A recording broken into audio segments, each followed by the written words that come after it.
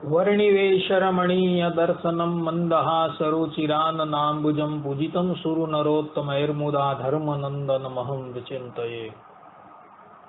असतो मा षड्गमय तमसो मा ज्योतिर्गमय मृत्युर्मा अमृतं गमय। ओम शांति शांति शांति। આજની જ્ઞાન સભાની અંદર પધારનારા બધા જ ભગવત ભક્તોને વેદાંતાચાર્ય પુરાણ ઇતિહાસાચાર્ય અને ફિલોસોફી શાસ્ત્રી રાકેશભાઈના હેતપૂર્વક જય સ્વામિનારાયણ। ગયા વખતની જ્ઞાન સભાની અંદર આપણે બધા સત્સંગી જીવન પ્રકરણ 3 25મા અધ્યાયના માધ્યમથી સ્પર્શ વિવેકના પ્રસંગની ઉપર આપણે ચર્ચા કરતા હતા। ભગવાન સ્વામિનારાયણ પોતાના શ્રી મુખે પોતાના સમસ્ત આશ્રિતોને કોઈ પણ વ્યક્તિએ પૂછ્યા વગર સ્વયં જ કૃપા વાક્ય ને બોલતા થતા આ ઉપદેશ આપી રહ્યા છે। 1 થી 25 શ્લોક તથા 26મા શ્લોકની આપણે જે વાતો જે છે એ અહીં ચર્ચા કરી ગયા। 27મા શ્લોકની અંદર ભગવાન સ્વામિનારાયણ પોતે કહી રહ્યા છે કે ગ્રહસ્થને પરદારાના ઉપભોગમાં જે પાપ થાય છે તે પાપને અગૃહસ્થ એટલે કે બ્રહ્મચારી, વાનપ્રસ્થ, સંન્યાસી અને ત્યાગી કામ ભાવથી સદવા વિધવા કે કુમારી સ્ત્રી માત્રના સ્પર્શ માત્રથી પામે છે। ભગવાન સ્વામિનારાયણ કહે છે કે કોઈ ગ્રહસ્થ હોય અને એ ગ્રહસ્થ પોતાની ભાર્યાને બાદ કરતા પરદારાની અંદર વ્યભિચાર કરે છે એટલે કે એનો ઉપભોગ કરે છે અને એનાથી એને જેટલું પાપ પ્રગટ થાય એટલું જ પ્રાપ્ત બ્રહ્મચારી એટલે કે નૈષ્ઠિક બ્રહ્મચારી, વાનપ્રસ્થી, સંન્યાસી અને ત્યાગી એને કામ ભાવથી સદવા વિધવા કે કુમારી નારીનો જો સ્પર્શ થઈ જાય તો એને પણ એટલું જ પાપ લાગે છે। સનાતન વૈદિક સંપ્રદાયની અંદર આજીવન નૈષ્ઠિક બ્રહ્મચારી હોય તે, વાનપ્રस्थी, સંન્યાસી અને સાધુ આ બધાને ત્યાગાશ્રમી જ ગણેલા છે અને એ લોકોના ધર્મની અંદર એ લોકોને અષ્ટાંગ બ્રહ્મચર્ય જે છે એ પાળવાનું અનિવાર્ય હોય છે। અષ્ટાંગ બ્રહ્મચર્ય જે છે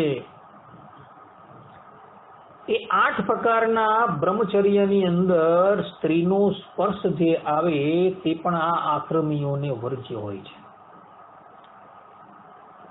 અજાણતાથી પણ આ જે આશ્રમીઓ જે છે એ જો સ્ત્રીનો સ્પર્શ કરી દે તો એને 1 દિવસનો ઉપવાસ કરી દેવો એવું સત્સંગી જીવન ગ્રંથની અંદર લખેલું છે। તથા સંન્યાસ નિર્ણયની અંદર પણ આ જ વાતનું પ્રતિપાદન કરવામાં આવેલું છે। અને એમાં પણ જો આ ચારેય જણા જે બ્રહ્મચારી છે, વાનપ્રस्थी છે, સંન્યાસી અને ત્યાગાશ્રમી જે છે એટલે સાધુઓ છે એ કામ ભાવથી કોઈ કુમારી કન્યા હોય તેનો, સધવા નારી હોય તેનો કે વિધવા નારી હોય તેનો જો સ્પર્શ કરી દે ને તો ગ્રહસ્થ જે પરદારાની અંદર આસક્ત થયો છે અને એ પરદારાની સાથે જ વિચાર કરે છે અને એનાથી એને જેટલું પાપ લાગે છે એટલું જ પાપ આ લોકોને લાગે છે। માટે જે નૈષ્ઠિક બ્રહ્મચારી હોય તે, વાનપ્રस्थी હોય તે, સંન્યાસી હોય તે અને ત્યાગી એટલે કે સાધુ હોય તે લોકોએ તો ક્યારેય પણ નારીનો કામ ભાવથી સ્પર્શ કરવો જ નહીં એ સિદ્ધાંતવાદ ભગવાન સ્વામિનારાયણ પોતે કહે છે। આવું શા માટે કહ્યું? કારણ કે આ ચારેય જણા જે છે એટલે કે ત્યાગાશ્રમીઓ છે તે લોકોએ સંસારનો ત્યાગ કરી લીધો છે. એ લોકો ગૃહસ્થની ઝંઝાટમાંથી નિવૃત્ત થઈ ગયા છે અને તેઓ માટે સ્ત્રી જે છે એ દૂષણરૂપ છે. સ્ત્રી જે છે એ લોકોના માર્ગની અંદર દૂષણરૂપ છે, અર્થાત કે એના પરમાર્થના માર્ગની અંદર એ સ્ત્રી જે છે દૂષણરૂપ છે. એટલે માટે આ ચાર જણા જે છે એ લોકોને સ્ત્રીને વર્જ્ય કરવામાં આવેલી છે. ગ્રહસ્થને જે સ્ત્રી શોભાસ્પદ છે એ જ ત્યાગાશ્રમીઓને માટે શોભાસ્પદ નથી. કારણ કે આજ જે છે એ આપણો સનાતન હિન્દુ વૈદિક ધર્મ છે અને આ જ પ્રમાણે જે છે એ ત્યાગાશ્રમીઓએ રહેવાનું છે એવું ભગવાન સ્વામિનારાયણ કહી રહ્યા છે.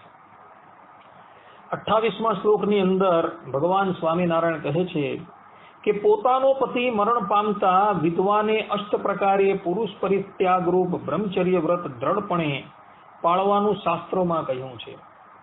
માટે તેણીએ પણ નૈષ્ઠિક બ્રહ્મચારી સ્ત્રી સ્પર્શથી જેમ ભય પામે છે તેમ તેણે પણ ભય પામવું. અહીં ભગવાન સ્વામિનારાયણ કહે છે કે જે નારીનો પતિ જે છે એ પરલોકવાસી થઈ ગયો છે તેણે પણ ત્યાર પછીનું જીવન જે છે એ સંયમથી જીવવાનું છે અને જે પ્રમાણે વાનપ્રસ્થી છે, નૈષ્ઠિક બ્રહ્મચારી છે, ત્યાગાશ્રમીઓ છે અને સંન્યાસીઓ છે જે પ્રમાણે અષ્ટાંગ બ્રહ્મચર્ય પાળે છે તે જ પ્રમાણે પણ એ વિધવાએ અષ્ટાંગ બ્રહ્મચર્યને પાળતા થકા પોતાનું જીવન જે છે એ વ્યતીત કરવાનું છે. અર્થાત કે પોતાના પતિ પરલોકવાસી થઈ ગયા ત્યારબાદ વિધવાએ જે છે એ અષ્ટાંગ બ્રહ્મચર્યને પાળતા થકા બાકીનું જીવન જે છે એ ભગવાનમય ગુજારવાનું છે એવું ભગવાન સ્વામિનારાયણ અહીં કહી રહ્યા છે. આ સંબંધની અંદર મત્સ્યાવ ગામના જે ફોઈબા જે છે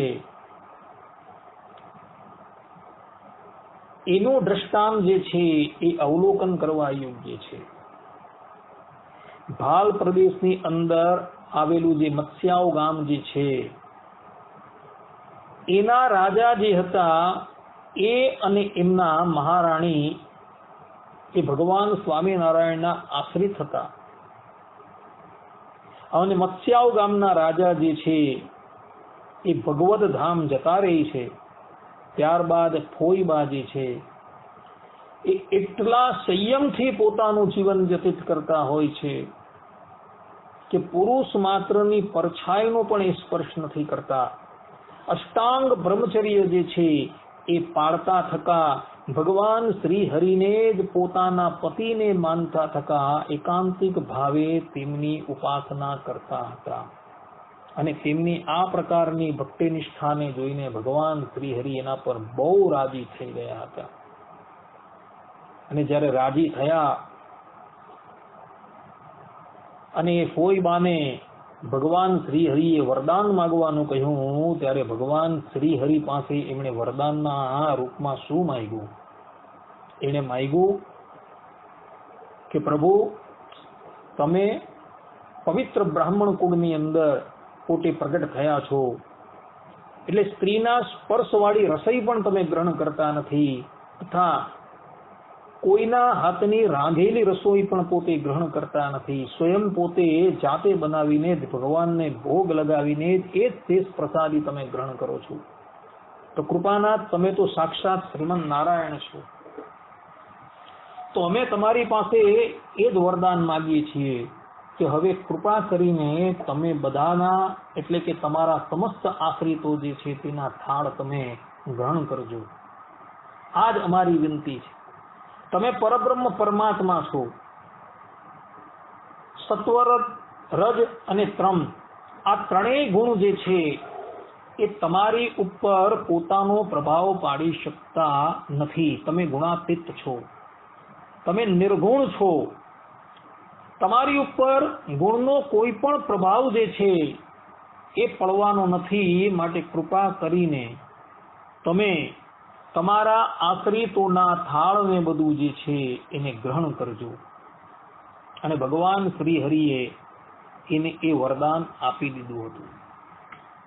આપણા સંપ્રદાયના ગ્રંથોની અંદર આ વાત લખાયેલી છે ભક્તો, કે ભગવાન શ્રી હરિ ત્યારબાદ પોતાના સમસ્ત આશ્રિતોના જે થાળ ને બધું જે છે એ ગ્રહણ કરતા થયા હતા. નહીં તો પહેલા ભગવાન સ્વામિનારાયણ કેવલ પોતાના હાથે રસોઈ બનાવતા હતા અને ઠાકોરજીને નૈવેદ્ય ધરાવતા હતા, અને પછી એની શેષભૂષ પ્રસાદી જે છે એ ગ્રહણ કરતા હતા. કેમ કે યસ્માત શાસ્ત્રમાં ચિનોતિ સા આચાર્ય, કે ઉદ્ધવ સંપ્રદાયના આચાર્ય તરીકે પોતે ભગવાન શ્રી હરિ વિરાજમાન થયા છે.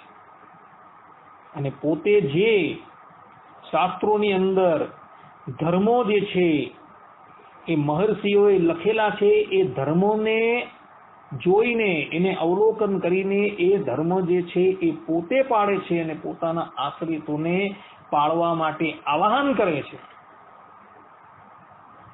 માટે ભગવાન સ્વામિનારાયણ ક્યારેય પણ ઇતર કોઈ પણ વ્યક્તિના હાથની રસોઈ ગ્રહણ જ નહીં કરતા હતા, પરંતુ આ ખોઈબા જે હતા એની ભક્તિને વશ થઈને ભગવાન શ્રી હરિ ત્યારબાદ પોતાના આશ્રિતોના જે થાળ છે એ બધા ગ્રહણ કરતા હતા. કહેવાનું તાત્પર્ય એ છે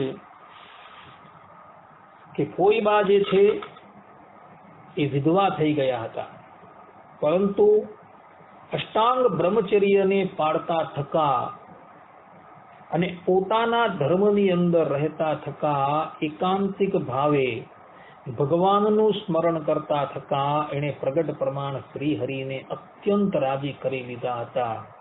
અને તેને લઈને ભગવાન શ્રી હરિ પણ એના પ્રેમ રૂપી દોરડાથી, પ્રેમ રૂપી રસ્સીથી બંધાઈ ગયા હતા. માટે જે પણ કોઈક વિધવા નારીઓ થઈ હોય એમણે પણ આ ખોઈબાની જેમ અષ્ટાંગ બ્રહ્મચર્યનું પાલન કરતા થકા સ્વધર્મમાં રહીને પતિ ભાવે શ્રી હરિને ભજતા થકા પોતાનું બાકીનું જીવન જે છે એ વ્યતીત કરવું, આ સિદ્ધાંત વાત છે. કારણ કે આપણા સંપ્રદાયની અંદર એવા કેટલાય દ્રષ્ટાંતો જે છે એ જોવા મળી રહ્યા છે. હવે ભગવાન શ્રી હરિ વિધવાને થતા પુરુષ સ્પર્શમાં દોષા ભાવના સ્થાનોને 9 શ્લોકથી પોતે નિરૂપણ કરી રહ્યા છે કે કયા કયા સ્થાનોની અંદર જો વિધવા જાય તો એને એના ધર્મમાંથી ચ્યુત થવું પડે, અર્થાત કે અષ્ટાંગ બ્રહ્મચર્યમાંથી ચ્યુત થવું પડે. એ સ્થાનોનું વર્ણન જે છે એ ભગવાન સ્વામિનારાયણ અત્યારે કહી રહ્યા છે. ભગવાન સ્વામિનારાયણ કહી રહ્યા છે કે જેમાં સાક્ષાત બ્રાહ્મણ પૂજન શાસ્ત્રોમાં કરવાનું કહ્યું હોય એવા સત્શાસ્ત્ર શ્રવણમાં, દાનમાં અને તીર્થમાં બ્રાહ્મણ પૂજનમાં જ એક અંગભૂત ચંદન પુષ્પાદિકના અર્પણ નિમિત્તથી થતો તેનો સાક્ષાત અંગ સ્પર્શ જો સભામાં કરાય તો વિધવાઓને દોષને માટે ન જ થાય. આ જ સ્પર્શ જો એકાંત સ્થળમાં કરે તો દોષને માટે થાય છે. ભગવાન સ્વામિનારાયણ કહે છે કે સત્શાસ્ત્રનું શ્રવણ કર્યા બાદ, અર્થાત કે કોઈ બ્રાહ્મણના મુખથી ભગવાનની કથા વાર્તા સાંભળ્યા બાદ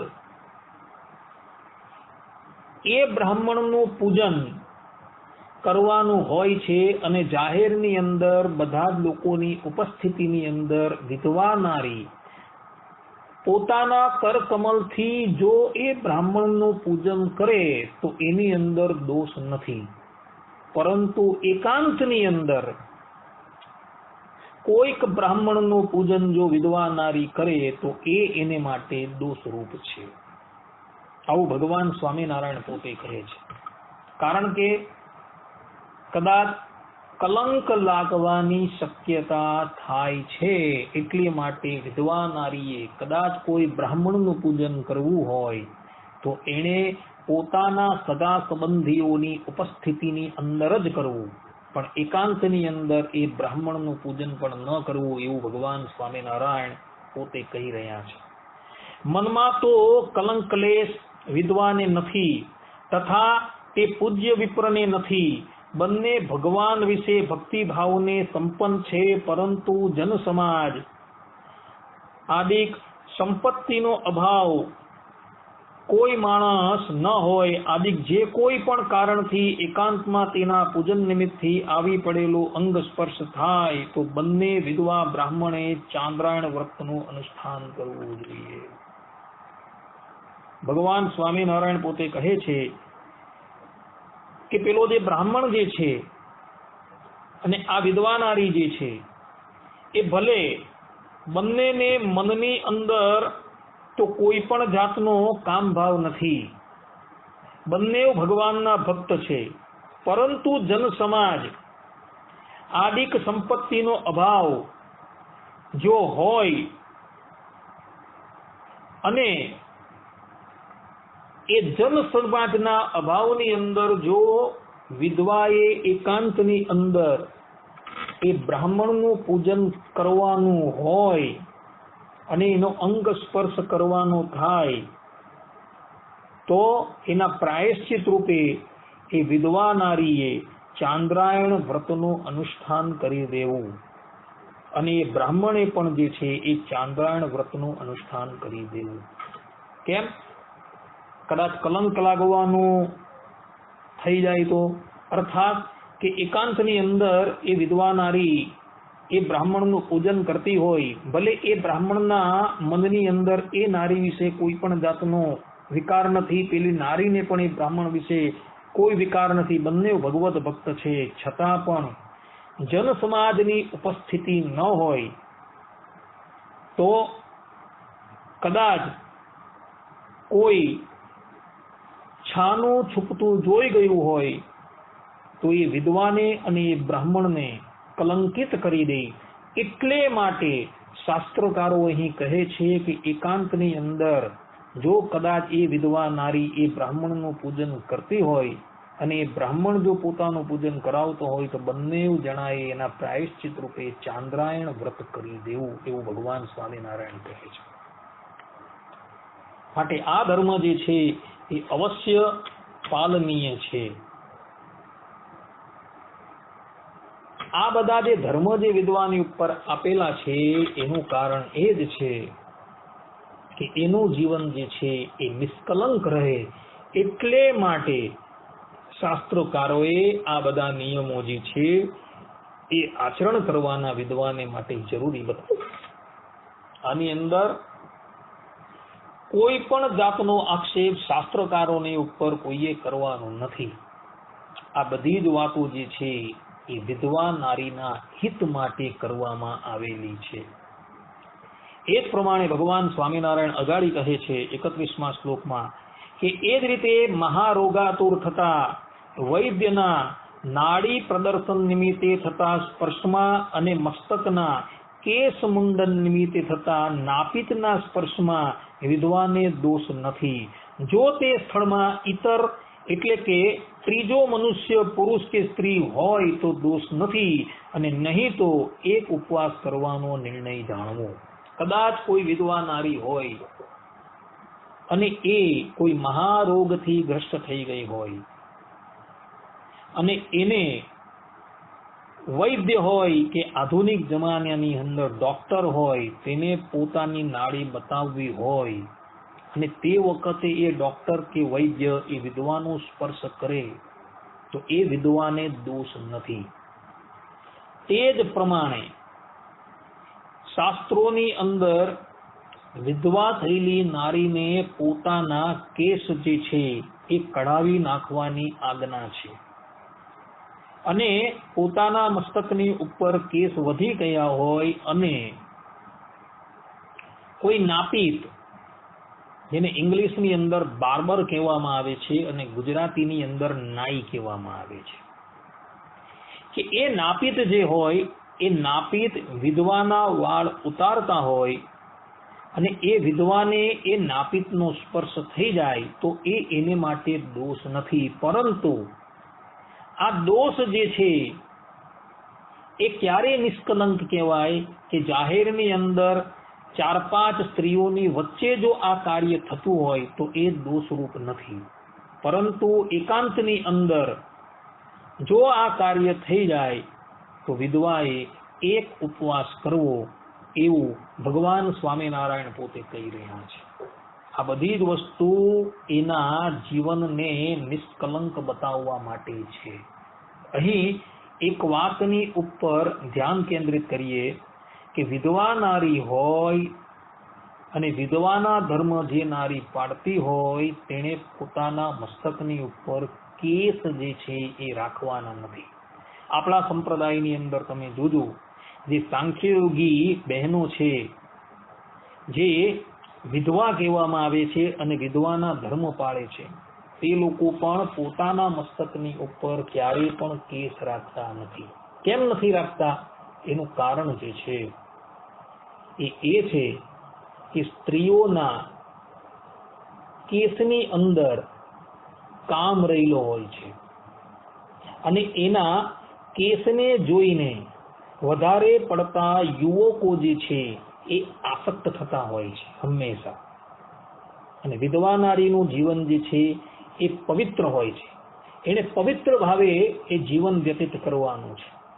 એટલે પોતે જો કેસ રાખે અને કેસ રાખે તો કોઈ કામુક યુવકની નજર પોતાની ઉપર પડે તો એ કામુક યુવક જે છે એ પોતાના ધર્મમાંથી ભ્રષ્ટ થઈ જાય.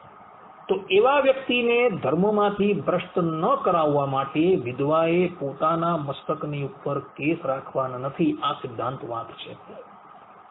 આવી વાત વૃદ્ધો પોતે કરી રહ્યા છે. એટલે વિધવા નારીઓએ પોતાના મસ્તકની ઉપર કેસ નથી રાખવાના એનું કારણ આવ્યું આ છે ભક્તો. કારણ કે એને પોતાનું જીવન જે છે